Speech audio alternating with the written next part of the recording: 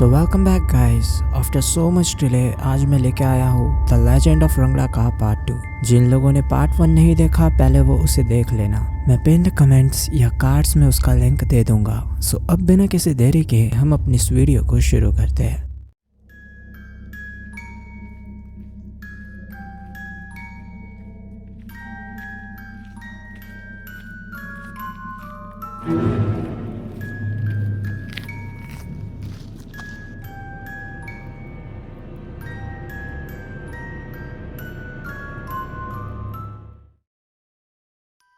महेंद्र दत्ता को किंगडम से निकाल दिया गया था, बट रानी का स्टेटस किंगडम का नहीं पावर का होता है, जो कि वो पा चुकी थी और लियाक्स की रानी बन चुकी थी। महेंद्र दत्ता के कुछ डीमंस राजमहल के अंदर हो रही हर चीज की डिटेल उसको दिया करते थे।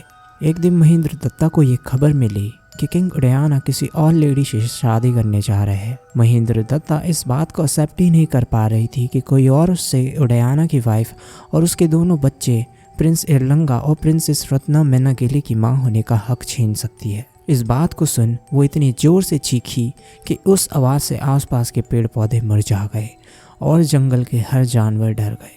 अपना सारा गुस्सा अपनी चीख से निकाल देने के बाद उसे अपने बेटे एरलंगा का ख्याल आया। उसने प्रिंस एरलंगा को अपने पास बुलाया।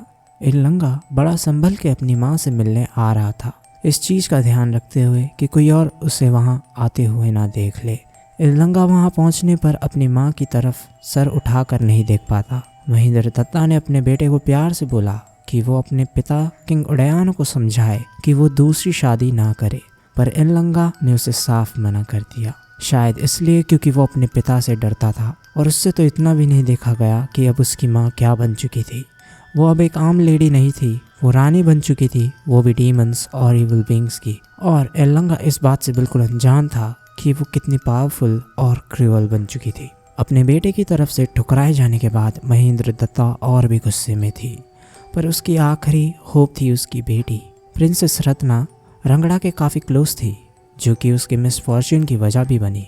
किसी भी हायर कास्ट फैमिली ने उससे शादी करना एक्सेप्ट नहीं किया, ये जानते हुए भी कि वो बाली की प्रिंसेस है, और उसकी वजह थी उसकी माँ महेंद्र दत्ता के काले जादू और तंत्र विद्या का यूज़ करना।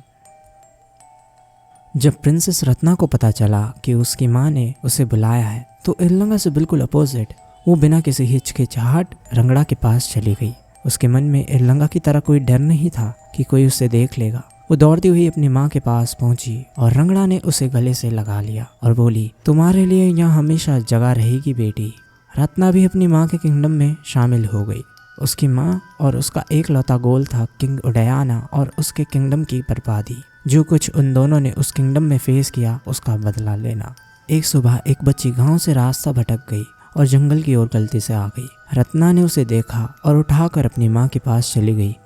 उसके पास पहुंचते ही रंगड़ा ने अपने बहुत ही शार्प नाखूनों से उसके गले पर वार किया और जोर से चिल्लाई, हे देवी दुर्गा, आप सबसे शक्तिवान हैं, इस बच्चे के खून की भेंट स्वीकार करें। और उस बच्ची के ब्लड को माँ दुर्गा को ऑफर किया। उस ऑफरिंग को देख के वह एक ही चीज माँ दुर्गा से चाहती थी, बाली किंगडम की तबाही।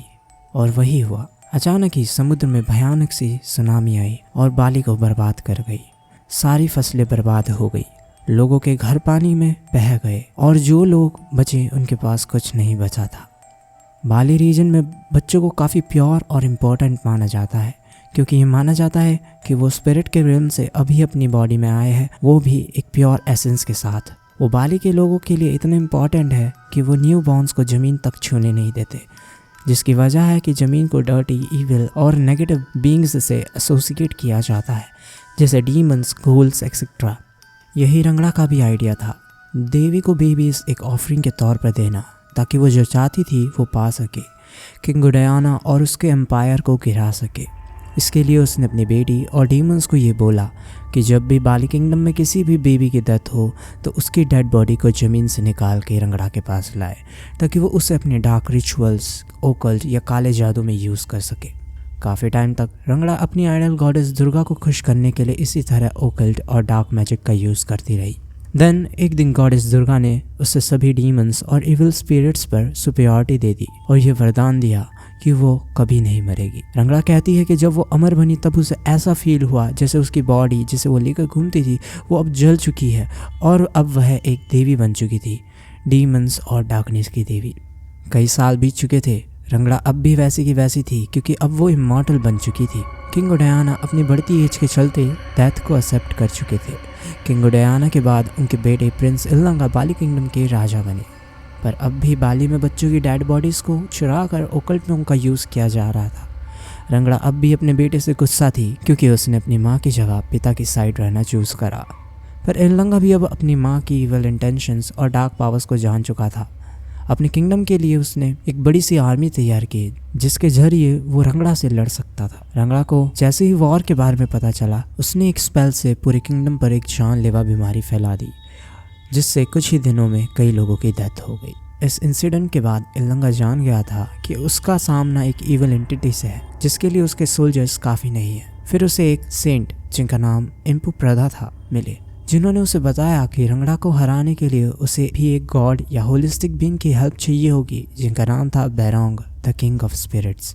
बैरोंग किसी भी एनिमल का शेप ले सकते थे जैसे एलिफेंट, टाइगर, पर उनका सबसे फेमस नोन फॉर्म था लायन। बैरोंग एक होली और पावरफुल एंटिटी है और जिन्हें बाली किंगडम में काफी पूछा जाता है, पर लड़ते वक्त वो एक डीमन से कई गुना पावरफुल बन जाते हैं। इम्पू प्रधा और इल्लंगा के कहने पर बाली और उसके लोगों के लिए बैरोंग रंगड़ा से लड़ने को तैयार हो गए। थोड़े समय बाद वो टाइम आया जिसका सब वेट कर रहे थे। इल्लंगा के सभी सोल्जर्स केरिस नाम के नाइफ्स लेके तैयार थे जो कि सिल्वर के थे और उनके टिप पर काफी टॉक्सिक पॉइजन था। इल्लंगा और उसकी आर्मी आगे की तरफ बढ़ी ही थी कि तभी रंगड़ा ने एक ऐसा स्पेल कास्ट किया कि सभी सोल्जर्स अपने अपने केरिस से खुद को ही मारना चाहते थे। पर इस बार रंगड़ा को ये नहीं पता था कि इल्लंगा की आर्मी के साथ बैरोंग भी थे। बैरोंग ने रंगड़ा के स्पेल के जवाब में अपना एक अलग स्पेल कास्ट किया जिससे सभी सोल्जर्स की स्किन इतनी हार्ड बन गई कि केरिस उनके अंदर जा ही नहीं पाए। उसके बाद बैरोंग ने कई डीमंस को अकेले ही मार दिया। अपनी इतनी बुरी हार होते देख रंगड़ा वहां से चली गई। इसी के साथ इल्लंगा ने बैरोंग के साथ मिलकर बाली को बचा लिया। आज भी बाली के लोग रंगड़ा को मानते हैं और उसकी पूजा करते हैं। रंगड़ा की एक्सिस्टेंस काफ़ी इंपॉर्टेंट है बाली के लोगों के लिए क्योंकि वो गुड और इविल को बैलेंस में मेंटेन रखती है। अगर वो ना हो तो जो वैल्यू अच्छाई रखती है वो भी नहीं रखेगी। और जैसे रंगड़ा खुद भी कहती है कि उसकी एक्सिस्टेंस सभी होली और प्योर चीज़ों की वैल्यू को बनाए रखने के लिए है और अगर इस काम में वो खुद नेगेटिव बन जाती है तो उससे बनना ही होगा। सो आई होप आप लोगों को वीडियो पसंद आई होगी और ये इसका लास्ट पार्ट ही था क्योंकि ये वीडियो 2 पार्ट में बन गई और मैं अब अगली वीडियो किसी और टॉपिक पे लाऊंगा। तो आप ऐसी ही वीडियोस को देखने के लिए मेरे चैनल को सब्सक्राइब कर लाइक एंड शेयर भी कर देना। तो मिलते हैं अगली वीडियो में। Bye bye.